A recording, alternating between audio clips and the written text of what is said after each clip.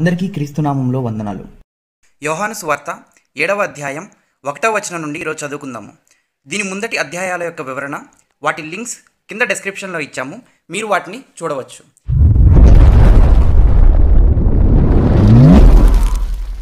యోహాను సువార్త 7వ అధ్యాయం 1వ వచనం.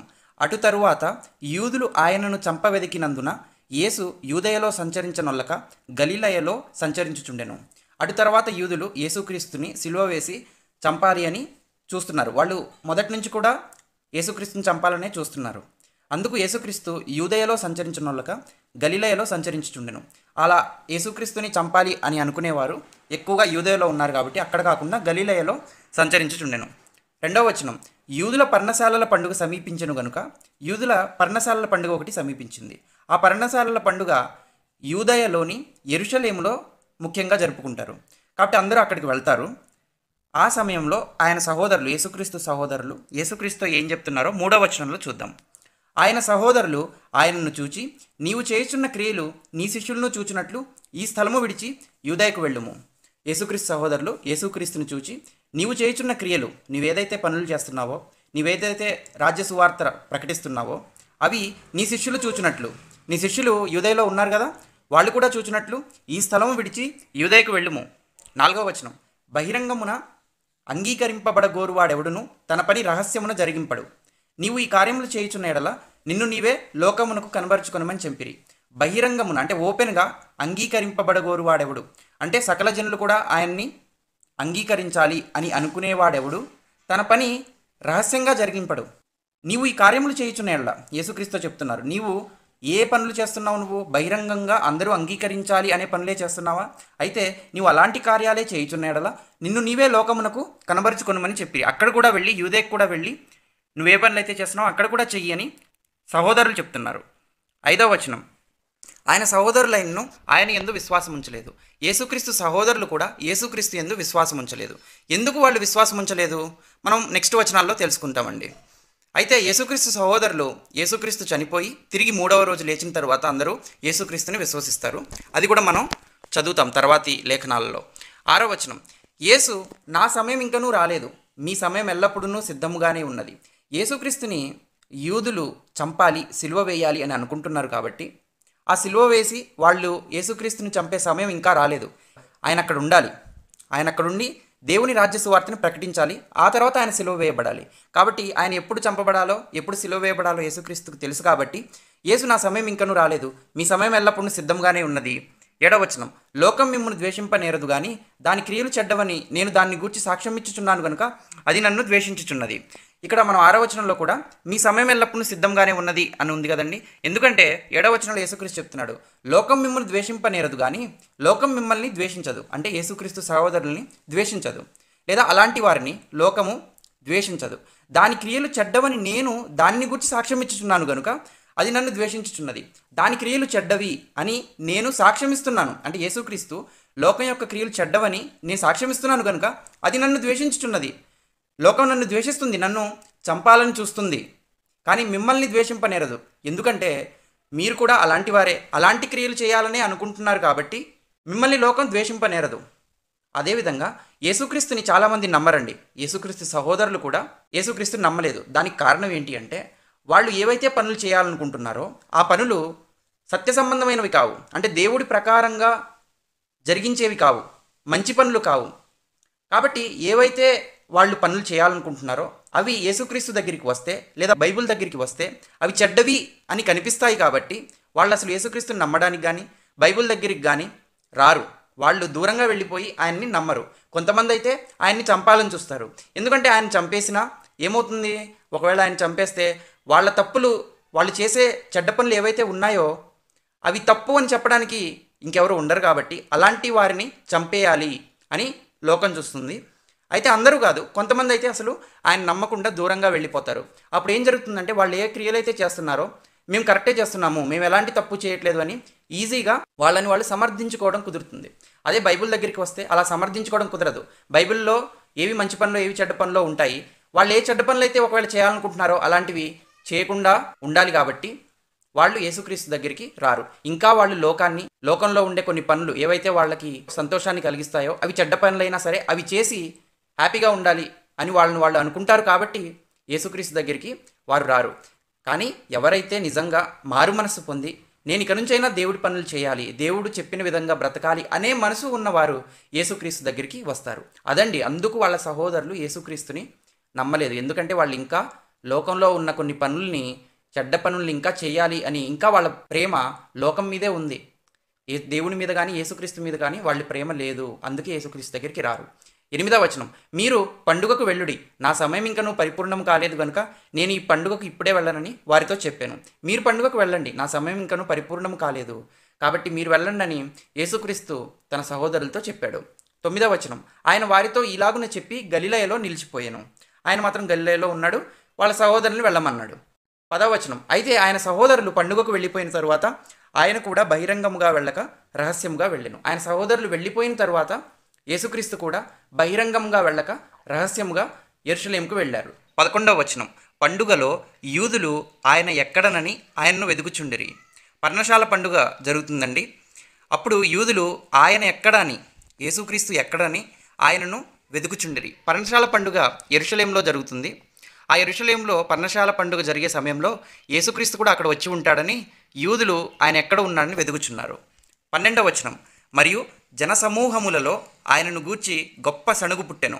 కొందరు ఆయన మంచివాడనిరి, మరి కొందరు కాడు, ఆయన జనులను మోసపుచ్చువాడనిరి. అంటే జనాలందరూ ఆ సమయంలో యేసుక్రీస్తు గురించే మాట్లాడుకుంటున్నారు. కొందరు ఆయన మంచివాడన్నారు, మరికొందరు ఆయన జనులను మోసపుచ్చువాడు అని అన్నారు. అంటే ఇప్పుడు కానీ అప్పుడు కానీ ఎప్పుడూ కానీ ప్రజలలో దేవునిని నమ్మేవాళ్ళు ఉంటారు, ఆయనను అభిమానించే వాళ్ళు ఉంటారు, దేవునిని వ్యతిరేకించే వాళ్ళు కూడా ఉంటారు. 13వ వచనం, అయితే యూదులకు భయపడి ఆయనను గూర్చి ఎవడునూ బహిరంగంగా మాట్లాడలేదు. యూదులకు అంటే ఆ రోజున్న మత పెద్దలకు, అదేవిధంగా అధికారులకు కొంతమందికి భయపడి ఆయనను గూర్చి, యేసుక్రీస్తును గూర్చి ఎవడునూ బహిరంగంగా మాట్లాడలేదు. ఇప్పుడు కూడా అంతేనండి, అందరికీ కూడా వాక్ స్వాతంత్ర్యం అనేది ఉంది అని అంటారు. కానీ నిజంగా సత్యం చెప్పే వాళ్ళని ఈరోజున్న అధికారులు కానీ గవర్నమెంట్ కానీ అణచాలనే చూస్తారు, నిజాలను మాట్లాడనివ్వరు. 14వ వచనం, సగం పండుగ అయినప్పుడు యేసు దేవాలయంలోనికి వెళ్ళి బోధించుచుండెను. ఆ పండుగ సగం అయిన తర్వాత యేసు దేవాలయంలోనికి వెళ్ళి బోధించుచుండెను. దేవాలయము అంటే ఇక్కడ యెరూషలేములో ఉందండి. ఆ దేవాలయము మొట్టమొదట సొలొమోను కట్టించాడు. ఆ తర్వాత బబులోను సామ్రాజ్యం వాళ్ళు వచ్చి దాన్ని కూలదోయడం జరిగింది. కానీ ఈ సమయంలో మాత్రం ఉంది, దాన్ని మళ్ళీ కట్టారు. ఆ దేవాలయంలోకి సగం పండుగ అయిన తర్వాత యేసు వెళ్ళి బోధించుచుండెను. 15వ వచనం, యూదులు అందుకు ఆశ్చర్యపడి చదువుకొని ఇతనికి ఈ పాండిత్యం ఎట్లు వచ్చినని చెప్పుకొనిరి. యేసుక్రీస్తు బోధను విని ఆశ్చర్యపడి చదువుకొని ఇతనికి ఈ పాండిత్యము ఎట్లు వచ్చినని చెప్పుకున్నారు. యేసుక్రీస్తు వాళ్లతో కలిసి చదువుకోలేదు. ఈ పరిసయ్యులు, ఈ మత పెద్దలు ఎక్కడైతే చదువుకుంటారో అక్కడ వెళ్ళి చదువుకోలేదు. కానీ ఆయన బోధను చూసి వీళ్ళు ఆశ్చర్యపడ్డాడు. అంటే అంత గొప్పగా ఆయన బోధ ఉంది అని అర్థం.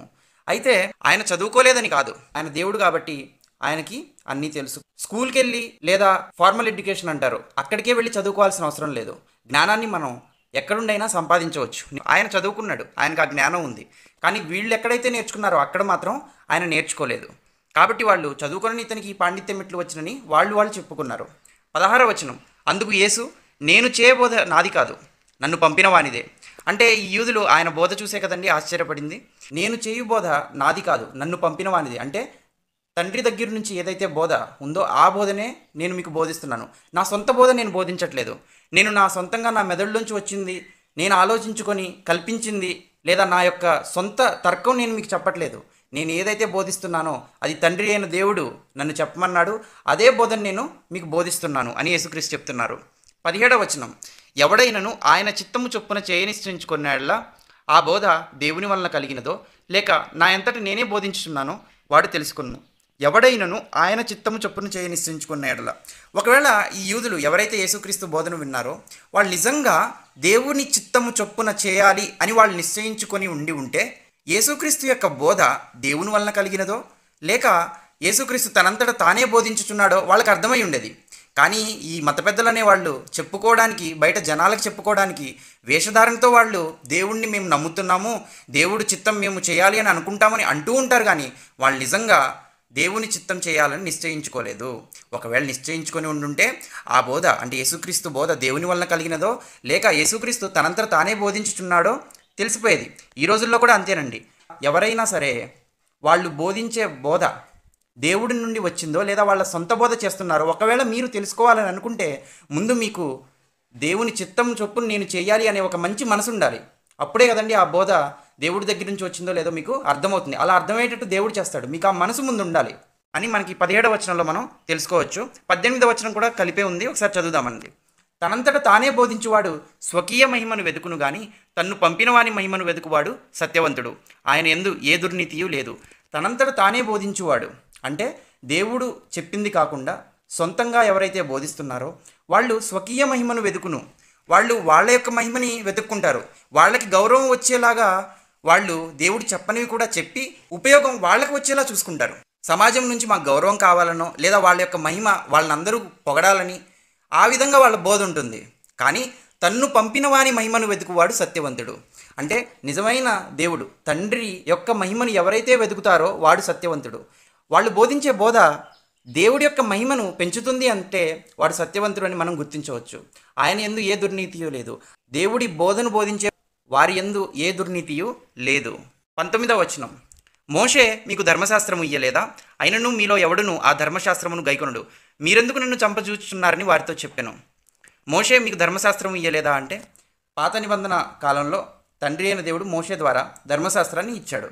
అయినను మీలో ఎవడును ఆ ధర్మశాస్త్రమును గైకొనడు, అయినను మీలో ఎవడును ఆ ధర్మశాస్త్రమును గైకొనడు, దాన్ని పాటించరు. కానీ మీరు మాత్రం ధర్మశాస్త్రాన్ని పాటిస్తున్నాము అని చెప్పుకుంటారు. వీళ్ళు యాక్చువల్గా మేము దేవుడి మాటలు దేవుడు చెప్పిన ఆజ్ఞలు మేము పాటిస్తున్నామని చెప్పుకుంటున్నారండి. కానీ యేసుక్రీస్తు వీళ్ళ గురించి ఏం చెప్తున్నారంటే మీలో ఎవడును ఆ ధర్మశాస్త్రమును గైకొనడు, మీరెందుకు నన్ను చంపజూచుచున్నారని వారితో చెప్పాను.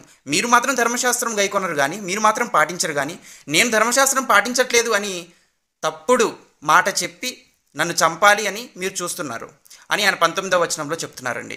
20వ వచనం, అందుకు జనసమూహము నీవు దయ్యం పట్టిన వాడము, ఎవడు నిన్ను చంపజూచుచున్నాడని అడుగుగా, నిన్నెవరు కూడా చంపాలి అని అనుకోవట్లేదు, నువ్వే దయ్యం పట్టినవాడు అని వాళ్ళు యేసుక్రీస్తుని అంటున్నారు.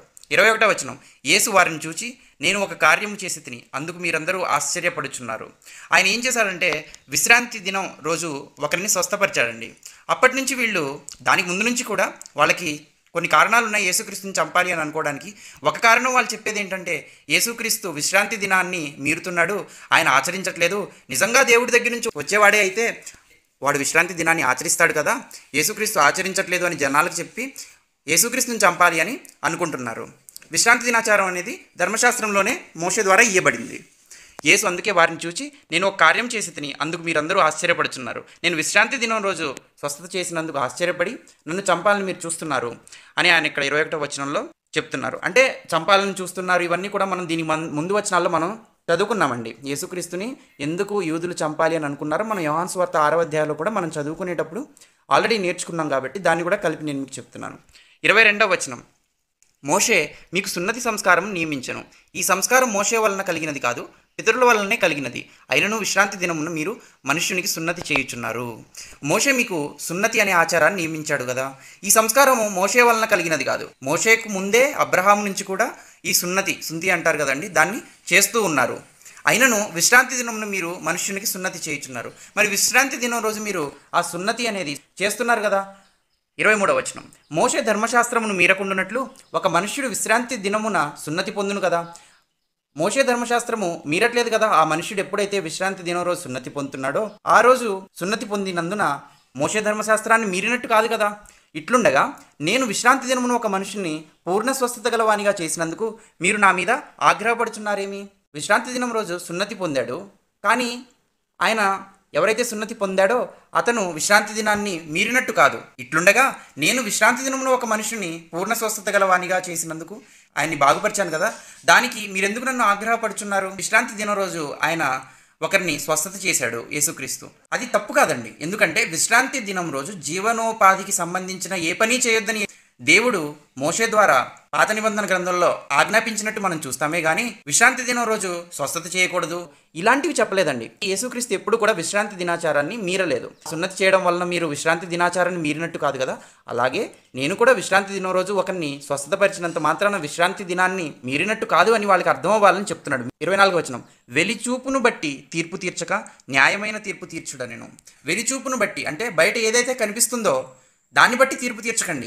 దేవుడు చెప్పలేదండి, వీళ్ళే ఆ సొంత ఆజ్ఞలు విశ్రాంతి దినానికి ఇంకొన్ని ఆజ్ఞలు జోడించేసి వీళ్ళు ఇలా చేయకూడదు అలా చేయకూడదని వీళ్ళ సొంత ఆజ్ఞలు ప్రజల మీద రుద్దుతున్నారు. ఇందాక కూడా అదే చదివాం కదండి, సొంతంగా బోధించేవాడు దేవుడు చెప్పేది బోధించడు. వీళ్ళు సొంతంగా కల్పించి చెప్పి ఆ యొక్క మహిమ, ఆ విషయం వీళ్ళే చెప్పారు కాబట్టి దానికి క్రెడిట్ వీళ్ళే పొందారు కదా. అలాంటి కొత్త కొత్త ఆజ్ఞలు చెప్పి ప్రజల్ని తప్పుదోవ పట్టిస్తున్నారు. అలా వాళ్ళు చెప్పిన దాన్ని బట్టి ఆయన ఆచరించినట్టు కనిపించవచ్చు, కానీ నిజంగా దేవుడు చెప్పినట్టు బట్టి యేసుక్రీస్తు విశ్రాంతి దినాన్ని మీరలేదు. బయట కనిపించే దాన్ని బట్టి మీరు తీర్పు తీర్చకూడదు, న్యాయమైన తీర్పు తీర్చుడనను. న్యాయమైన తీర్పు అంటే దేవుడు ఏదైతే చెప్పాడో అదే న్యాయం, దాన్ని బట్టి తీర్పు తీర్చండి అంటున్నాడు. అసలు తీర్పే తీర్చొద్దు అని యేసుక్రీస్తు చెప్పట్లేదండి, న్యాయమైన తీర్పు తీర్చుడి అని. 25వ వచనం, యెరూషలేము వారిలో కొందరు వారు చంపవెదుకువాడు ఈయనే కాడా. 26వ వచనం, ఇదిగో ఈయన బహిరంగముగా మాట్లాడుచున్నను, ఈయనను ఏమనరు, ఈయన క్రీస్తుని అధికారులు నిజంగా తెలుసుకొని ఇందురా. 25వ వచనంలో యెరూషలేము వారిలో కొందరు వారు చంపవెదుకువాడు అంటే ఆ రోజున్న మతాధికారులు, పరిసయ్యులు, ప్రధాన యాజకులు యేసుక్రీస్తుని చంపాలి అని వెతుకుతున్నారు. మరి వాళ్ళు ఎవరైతే వెతుకుతున్నారో యేసు, ఆయన ఈయనే కాడా. ఇదిగో ఈయన బహిరంగంగా మాట్లాడుచున్నాను, బహిరంగంగా ఈయన ప్రజల మధ్య మాట్లాడుచున్నాడు కదా, అయినా వాళ్ళు ఈయన్ని ఏమనరేంటి, ఈయన క్రీస్తుని అధికారులు నిజంగా తెలుసుకొని ఇందురా. ఒకవేళ ఈయనే క్రీస్తుని వాళ్ళు కూడా నమ్ముతున్నారా అని ఆ రోజు యెరూషలేములో కొంతమంది చెప్పుకుంటున్నారు. 27వ వచనం, అయినను ఈయన ఎక్కడివాడో ఎరుగుదుము, క్రీస్తు వచ్చినప్పుడు ఆయన ఎక్కడివాడో ఎవడునూ ఎరుగడని చెప్పుకొనిరి. అయినను ఈయన ఎక్కడివాడో ఎరుగుదుము అంటే యేసు గలిలయలోని నజరేతు అనే దగ్గర నివసిస్తున్నాడండి. అక్కడివాడు అని వీళ్ళు అనుకుంటున్నారు. యేసుక్రీస్తు బెత్లెహేంలో పుట్టాడు. అక్కడ 2 సంవత్సరాల వరకు పుట్టిన తర్వాత ఉన్నట్టు మనకి అర్థమవుతుంది. హేరోదు యేసుక్రీస్తుని చంపాలి అని అనుకున్నాడు కాబట్టి దానికోసం ఆయన్ని ఈజిప్ట్ తీసుకెళ్లాల్సి వస్తుంది. ఆ ఈజిప్ట్ తర్వాత ఆయన నజరేతులో వచ్చి నివసిస్తూ ఉన్నాడు. కాబట్టి వీళ్ళు అనుకుంటున్నారు యేసు నజరేతు వాడని అనుకుంటున్నారు. ఇదంతా వీళ్ళకి తెలియదండి. ఇంకోటి ఏంటంటే ఇక్కడ ఏముంది 27వ వచనంలో, క్రీస్తు వచ్చినప్పుడు ఆయన ఎక్కడి వాడో ఎవడునూ ఎరుగుడని చెప్పుకొనిరి. క్రీస్తు వచ్చినప్పుడు అంటే ఆయన ఎక్కడి నుండి వచ్చాడో ఎవరికి తెలియదు కదా అని చెప్పుకుంటున్నారు. క్రీస్తు వచ్చినప్పుడు ఆయన ఎక్కడి వాడో ఎవడునూ ఎరుగుడని ఇంతకుముందు లేఖనాల్లో ఎక్కడ లేదండి. క్రీస్తు వచ్చినప్పుడు ఆయన ఎక్కడి వారో తెలుసుకుంటారు.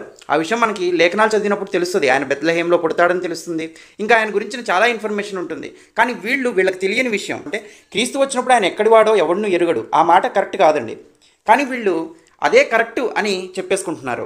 ఈరోజు కూడా మన సమాజంలో వాళ్ళకి తెలియని విషయాల్ని ఖచ్చితంగా రైట్ అని చెప్పుకునే వాళ్ళని మనం చూస్తాము. 28వ వచనం, కాగా యేసు దేవాలయంలో బోధించుచు, మీరు నన్ను ఎరుగుదురు, నేను ఎక్కడి వాడనో ఎరుగుదురు, నా అంతటా నేనే రాలేదు, నన్ను పంపినవాడు సత్యవంతుడు, ఆయనను మీరు ఎరుగరు. యేసు దేవాలయంలో బోధించుచు వాళ్ళతో చెప్తున్నాడు, మీరు నన్ను ఎరుగుదురు, నేను యేసునని, నా గురించి మీకు తెలుసు, నన్ను మీరు చూస్తున్నారు, నేను ఎవరో మీకు తెలుసు, నేను ఎక్కడి వాడనో ఎరుగుదురు, నేను ఎక్కడి నుంచి వస్తున్నానో కూడా మీకు ప్రస్తుతానికైతే తెలుసు, నేను ఇక్కడ ఉంటున్నాను అని. నా అంతటా నేనే రాలేదు, నన్ను పంపినవాడు సత్యవంతుడు, ఆయనను మీరు ఎరుగురు. నా అంతటా నేనే వచ్చి నేను మీ దగ్గర ఈ విషయాలు బోధించట్లేదు, నన్ను పంపినవాడు సత్యవంతుడు, నన్ను ఎవరైతే పంపారో ఆయన సత్యవంతుడు. ఎవరంటే ఆయన తండ్రి అయిన దేవుడు అండి. ఆయనను మీరు ఎరుగురు. మీకు తండ్రి అయిన దేవుడు ఎవరో తెలీదు, తెలుసని మీరు చెప్పుకుంటారంతే, మీకు తండ్రి అయిన దేవుడు ఎవరో తెలీదు. 29వ వచనం, నేను ఆయన యొద్ద నుండి వచ్చి తిని, నేను తండ్రి అయిన దేవుడి యొద్ద నుండే వచ్చాను, ఆయన నన్ను పంపెను కనుక నేను ఆయనను ఎరుగుదునని బిగ్గరగా చెప్పాను. నాకు తండ్రి తెలుసు కానీ మీకు తండ్రి తెలీదు అని ఇక్కడ యేసుక్రీస్తు చెప్తున్నారండి. అది కూడా బిగ్గరగా ప్రకటించాడు. 30వ వచనం, అందుకు వారు ఆయనను పట్టుకునే యత్నం చేసిరి కానీ ఆయన గడియ ఇంకనూ రాలేదు కనుక ఆయన మీద చేతులు వేయలేదు.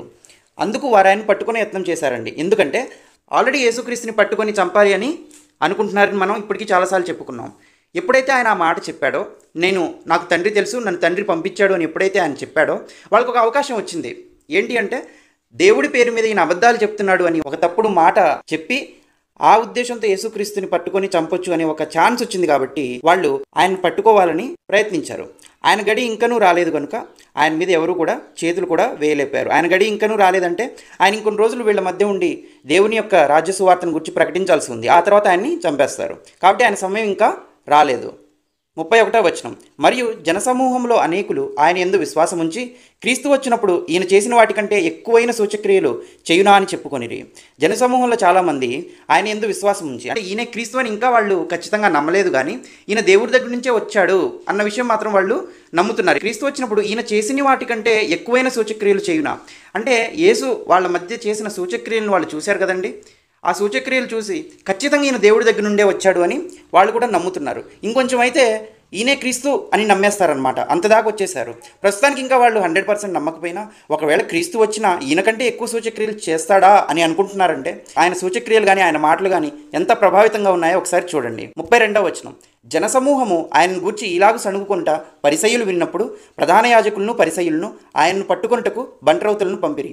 జనసమూహము ఆయన గూర్చి ఇలాగ చెప్పుకుంటున్నారు. ఎందుకంటే ఇంకొంచెం అయితే ఆయనే క్రీస్తు అని నమ్మేస్తారు. ఒకవేళ ఆయన క్రీస్తు అని నమ్మితే ఇంకా ఆయన చెప్పిన మాటలే నమ్ముతారు. వీళ్ళ మాటలు ఎవరు నమ్మరు, వీళ్ళని ఎవరు అనుసరించరు. క్రీస్తుకి వాళ్ళు వ్యతిరేకులు కాబట్టి, క్రీస్తుని ద్వేషిస్తున్నారు కాబట్టి ఈ మాటలు విన్న ప్రధాన యాజకులు పరిసయ్యులు ఎవరైతే ఉన్నారో ఆయన పట్టుకున్నట్టుకు బంట్రౌతులను పంపిరి. ఆయన పట్టుకోవడానికి అధికారులను పంపారు. 33వ వచనం, యేసు ఇంకా కొంతకాలం నేను మీతో కూడా నుందును, తరువాత నన్ను పంపిన వాని యొద్దకు వెళ్ళుదును. యేసు ఇంతలో వాళ్ళకి ఇంకా చెప్తున్నాడు, అక్కడే ఉన్నాడు కదండి. యేసు ఇంకా కొంతకాలము నేను మీతో కూడా నుందును, ఇంకా కొంతకాలమే ఉంటాను మీతో, తరువాత నన్ను పంపిన వాని యొద్దకు వెళ్ళుదును. ఎందుకంటే ఆయన్ని శిలువ మీద చంపేస్తారు. ఆయన సమాధి చేయబడిన తర్వాత తిరిగి 3వ రోజు లేస్తాడు. లేచిన తర్వాత ఆయన తండ్రి అయిన దేవుడి దగ్గరికి వెళ్తాడు. కాబట్టి ఇంకా కొంతకాలమే ఉంటాడు. తరువాత ఆయన తండ్రి అయిన దేవుడి దగ్గరికి వెళ్ళిపోతాడు. 34వ వచనం, మీరు నన్ను వెతుకుదురు కానీ నన్ను కనుగొనరు, నేను ఎక్కడ ఉందునో అక్కడికి మీరు రాలేరనెను. మీరు నన్ను వెతుకుదురు కానీ నన్ను కనుగొనరు. ఈ పరిసయ్యులు శాస్త్రులు ఎవరైతే ఉన్నారో ఆయన్ని వెతికినా కూడా కనుక్కోలేరు. ఎందుకంటే ఆయన ఎప్పుడు కనుక్కోలేరు. ఎందుకంటే నేను ఎక్కడ ఉందునో అక్కడికి మీరు రాలేరు. నేను తండ్రి అయిన దేవుడి దగ్గరికి పరలోకానికి వెళ్తాను, కానీ మీరు మాత్రం అక్కడికి రాలేరు. ఎందుకంటే మీరు నన్ను నమ్మట్లేదు. యేసుక్రీస్తుని నమ్మిన వాళ్లకు మాత్రమే పరలోకం అండి. మరి వీళ్ళు నమ్మట్లేదు కదా, అందుకే యేసుక్రీస్తు చెప్తున్నాడు, నేను ఎక్కడ ఉందునో అక్కడికి మీరు రాలేరు నేను. 35వ వచనం, అందుకు యూదులు మనము ఈయన కనుగొనుకుంటున్నట్లు ఈయన ఎక్కడికి వెళ్ళబోచున్నాడు? గ్రీసు దేశస్థుల్లో చెదిరిపోయిన వారి యొద్దకు వెళ్ళి గ్రీసు దేశస్థులకు బోధించునా? అందుకు యూదులు మనము ఈయన కనుగొనకుండానట్లు, ఈయన మనం కనుక్కోలేమంటున్నాడు, ఈయన ఎక్కడికి వెళ్ళబోచున్నాడు, ఎక్కడికి వెళ్ళిపోతాడు మనకు కనిపించకుండా? గ్రీసు దేశస్థుల్లో చెదిరిపోయిన వారి యొద్దకు వెళ్ళిపోతాడా? వెళ్ళి అక్కడ గ్రీసు దేశస్థులకు బోధిస్తాడా? అంటే వీళ్ళన్నీ భౌతికంగా ఆలోచిస్తున్నారు. దైవికంగా ఒకవేళ ఆలోచిస్తే ఆ యేసుక్రీస్తు యొక్క దైవత్వం వీళ్ళకి తెలిసేది, తండ్రి అయిన దేవుడు కూడా వాళ్ళకి ఎవరో తెలిసేది. యేసుక్రీస్తునే నమ్మలేదంటే వీళ్ళు ఎప్పుడు కూడా భౌతికంగా ఆలోచిస్తారు. కేవలం నోటితో మాత్రం దేవుడి గురించి తెలుసు అన్న లాగున మాట్లాడుతూ ఉంటారు. 36వ వచనం, నన్ను వెతుకుదురు కానీ కనుగొనరు, నేను ఎక్కడ ఉందునో అక్కడికి మీరు రాలేరని ఆయన చెప్పిన ఈ మాట ఏమిటో అని తమలో తాము చెప్పుకొంచుండిరి. 37వ వచనం, ఆ పండుగలో మహాదినమైన అంత్యదినమున యేసు నిలిచి ఎవడైనను దప్పిగొన్న ఎడల నా యొద్దకు వచ్చి దప్పి తీర్చుకొనవలెను. ఆ పండుగలో పర్ణశాల పండుగ జరుగుతుందండి యెరూషలేములో. మహాదినమైన అంత్యదినమున చివరి రోజు యేసు నిలిచి వాళ్ళందరి మధ్య నిలబడి ఎవడైనా దప్పిగొన్నేళ్ళ ఎవరికైనా దాహం వేస్తే నా యొద్దకు వచ్చి దప్పి తీర్చుకొనవలను, నా యొద్దకు వచ్చి ఆ దాహాన్ని తీర్చుకోవాలి. 38వ వచనం, నా యందు విశ్వాసం ఉంచువాడెవడో లేఖనము చెప్పినట్టు వాని కడుపులో నుండి జీవజల నదులు పారునని బిగ్గరగా చెప్పాను. యేసుక్రీస్తుని ఎవరైతే నమ్ముతారో లేఖనము చెప్పినట్టు, ఆల్రెడీ లేఖనాల్లో రాయబడింది ఏమని, వాని కడుపులో నుండి జీవజల నదులు పారుతాయి అని రాయబడింది. ఆ విషయాన్ని ఆయన బిగ్గరగా చెప్పాడు. 39వ వచనం, తన యందు విశ్వాసం ఉంచువారు పొందబోవు ఆత్మను గూర్చి ఈయన ఈ మాట చెప్పెను. యేసుక్రీస్తుని ఎవరైతే నమ్ముతారో వాళ్ళు పరిశుద్ధాత్మని పొందుకుంటారు. దాని గురించి ఆయన ఆ మాట చెప్పాడు. ఎవరైతే పరిశుద్ధాత్మ దేవుడిని పొందుకుంటారో అంటే పరిశుద్ధాత్మ దేవుడు వారిలో వచ్చి నివసిస్తాడు. ఎప్పుడైతే పరిశుద్ధాత్మ దేవుడు మనలో వచ్చి నివసిస్తాడో, ఎప్పుడైతే మనం బైబిల్లో మాటలు చదువుతామో, లేఖనాలు చదువుతామో, ఆ విషయాలు మనకు బాగా అర్థమవుతాయి. అర్థమైన విషయాలని మనం సమాజానికి చెప్తాము. అర్థమైన విషయాలను సమాజానికి చెప్పినప్పుడు అవి నిత్యజీవపు మాటలు. ఆ మాటలు నమ్మిన వాడికి నిత్యజీవం, ఎప్పుడు వాళ్ళు బ్రతికే ఉంటారు, దేవుణ్ణి చూస్తారు, వాళ్ళకి మరణం ఉండదు. అందుకే ఆయన వారి కడుపులో నుండి జీవజల నదులు పారును అనే మాట చెప్తున్నారండి. వాళ్ళ కడుపు నుండి జీవజల నదులు పారును అంటే అర్థం అది. తన యందు విశ్వాసం ఉంచి వారు పొందబోవు ఆత్మను గురించి ఈయన ఈ మాట చెప్పాను. ఎవరైతే ఆయన నమ్ముతారో వారికి పరిశుద్ధాత్మ దేవుడు అనుగ్రహించబడతాడు. దాని గురించి ఆయన చెప్తున్నాడు. యేసు ఇంకనూ మహిమపరచబడలేదు కనుక ఆత్మ ఇంకనూ అనుగ్రహింపబడి ఉండలేదు. యేసు ఇంకా శిలువ మీద చనిపోయి సమాధి చేయబడి తిరిగి 3వ రోజు లెగడం అనేది ఇంకా జరగలేదు. అదండి దాని అర్థం, మహిమపరచబడలేదు అంటే. కనుక ఆత్మ ఇంకనూ అనుగ్రహింపబడి ఉండలేదు. ఆ తర్వాతే పరిశుద్ధాత్మ దేవుడు అనేవాడు మనలో వచ్చి నివసిస్తాడు. దానికి ముందు ఎవరూ కూడా పాత నిబంధన గ్రంథంలో పరిశుద్ధాత్మ దేవుడు వచ్చి మనలో నివసించడం, మనుషుల్లో నివసించడం అనేది లేదు. యేసు యొక్క శిలువ మరణం, సమాధి, పునరుద్ధానం అయిన తర్వాత మాత్రమే అది అనుగ్రహించబడుతుంది. అప్పటికి ఇంకా రాలేదు, ఇంకొన్ని రోజుల్లో రాబోతుంది అనమాట. ఆ విషయం 39వ వచనంలో మనం చూస్తాం. 40వ వచనం, జనసమూహంలో కొందరు ఈ మాటలు విని నిజముగా ఈయన ఆ ప్రవక్తయే అనిరి. జనసమూహంలో కొందరు అంటే అక్కడ ఉన్న కొంతమంది ప్రజలు ఈ మాటలు విని, యేసుక్రీస్తు మాటలు విని నిజముగా ఈయన ఆ ప్రవక్తయే అనిరి. నిజంగా ఈయన లేఖనాలలో చెప్పబడింది కదా ఒక ప్రవక్త, ఆ ప్రవక్త ఈయనే అని అనుకున్నారు. 41వ వచనం, మరికొందరు ఈయన క్రీస్తే అనిరి. మరికొందరు ఏమి క్రీస్తు గలిలయలో నుండి వచ్చునా? కొంతమంది ఈయన క్రీస్తే అని అన్నారు, కొంతమంది ఆ ప్రవక్తే అని అన్నారు, ఇంకొంతమంది ఈయన క్రీస్తు కాదు, ఎందుకంటే క్రీస్తు గలిలయలో నుండి వచ్చునా రాడు కదా, కాబట్టి ఈయన క్రీస్తు కాదని ఇంకొంతమంది అన్నారు. 42వ వచనం, క్రీస్తు దావీదు సంతానంలో పుట్టి దావీదు ఉండిన బెత్లెహేమను గ్రామంలో నుండి వచ్చునని లేఖనము చెప్పుటలేదా అనిరి. ఎవరైతే ఈయన క్రీస్తు కాదు, గలిలయలో నుండి క్రీస్తు రాడు అని ఎవరైతే అన్నారో వారు క్రీస్తు దావీదు సంతానంలో పుట్టి బెత్లెహేమను గ్రామంలో నుండి వచ్చును. బెత్లెహేమ్ అనే గ్రామం నుండి కదా క్రీస్తు వస్తాడు, ఈయన గలిలయలో నుండి వస్తున్నాడు కాబట్టి ఈయన క్రీస్తు కాదు అని కొంతమంది చెప్పారు. నిజానికి వీళ్ళకి తెలియని విషయం ఏంటి అంటే, యేసు బెత్లెహేంలోనే పుట్టాడు. అక్కడ 2 సంవత్సరాలు ఆయన ఉన్నాక ఆయన్ని ఈజిప్ట్ తీసుకొని వెళ్లాల్సి వస్తుంది. ఈజిప్ట్ నుంచి ఆయన గలిలయలోని నజరేతుకు వచ్చి అక్కడ ఆయన ఉండడం జరిగింది. ఇప్పుడు ప్రస్తుతం ఆయన నజరేతులో వాడు కాబట్టి నజరేయుడైన యేసు అని కూడా ఆయన్ని అన్నారు. ఈ విషయాలు ఏవి వాళ్ళకి తెలియవు. ఎవరైతే ఈయన క్రీస్తు కాదని అంటున్నారో ఆయన క్రీస్తు అని నమ్మడం వీళ్ళకి ఇష్టం లేక ఏదో ఒక రీజన్స్ చెప్పి ఆయన క్రీస్తు కాదు అని చెప్పాలనే ఉద్దేశంతో వీళ్ళు క్రీస్తు గలిలయలో నుండి వచ్చిన గలిలయలో నుండి క్రీస్తు రాడు కాబట్టి ఈయన క్రీస్తు కాదు అని చెప్తున్నారు. కానీ కొంచెం ఇన్వెస్టిగేట్ చేయాలండి. ఆయన ఎక్కడ పుట్టాడు, ఆయన ఏంటి అన్న విషయాలు వీళ్ళు జాగ్రత్తగా వాటి గురించి ఆలోచించాలి. 43వ వచనం, కాబట్టి ఆయనను గూర్చి జనసమూహంలో భేదం పుట్టెను. ఈ విధంగా యేసు గురించి జనసమూహంలో భేదం పుట్టింది. అంటే కొంతమంది క్రీస్తు అన్నారు, కొంతమంది ఆయన క్రీస్తు కాడన్నారు, కొంతమంది ఆ ప్రవక్త అన్నారు. ఈ విధంగా భేదం పుట్టింది. 44వ వచనం, వారిలో కొందరు ఆయన్ను పట్టుకొనదలిచిరి కానీ ఎవడునూ ఆయనను పట్టుకొనలేదు.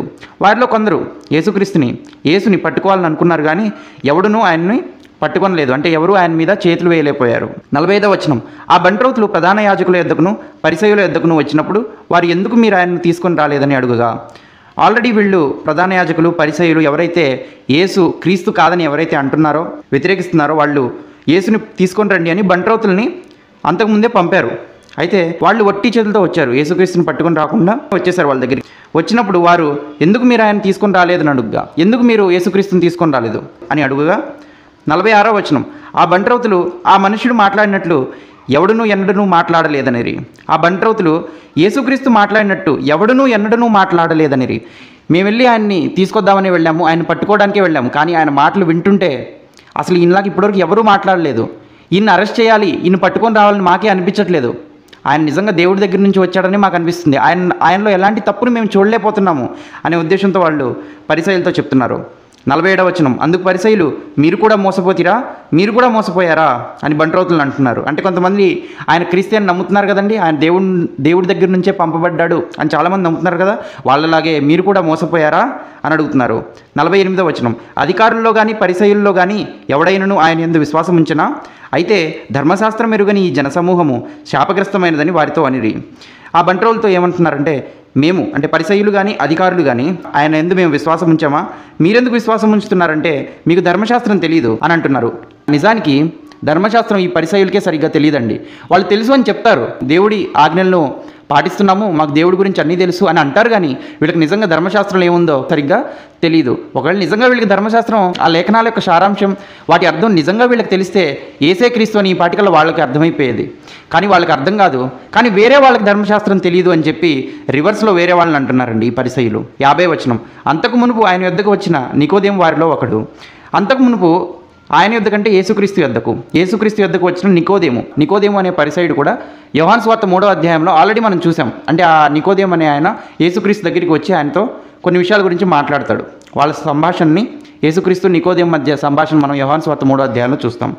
ఆ నికోదేము ఆ పరిసయ్యుల్లో ఒకడు. 51వ వచనం, అతడు అంటే ఆ నికోదేము అతడు ఒక మనుషుని మాట వినక మునుపును వాడు చేసినది తెలుసుకొనక మునుపును మన ధర్మశాస్త్రం అతనికి తీర్పు తీర్చునా అని అడుగుగా, నికోదేము ఏమంటున్నాడంటే ఒక మనుషుని మాట వినక మునుపు అసలు యేసు ఏం చెప్తున్నాడో సరిగ్గా మీరు వినకుండా వాడు చేసినది తెలుసుకొనక ఆయన ఏమేం చేస్తున్నాడని సరిగ్గా తెలుసుకోకుండా మన ధర్మశాస్త్రం అతనికి తీర్పు తీర్చునా, మీరు ఆ విధంగా సరిగ్గా తెలుసుకోకుండా ఆయన క్రీస్తు కాదు అని ధర్మశాస్త్రం అంత తొందరగా తీర్పు తీర్చేస్తుందా అని మిగతా పరిసయ్యులతో నికోదేము అంటున్నాడు.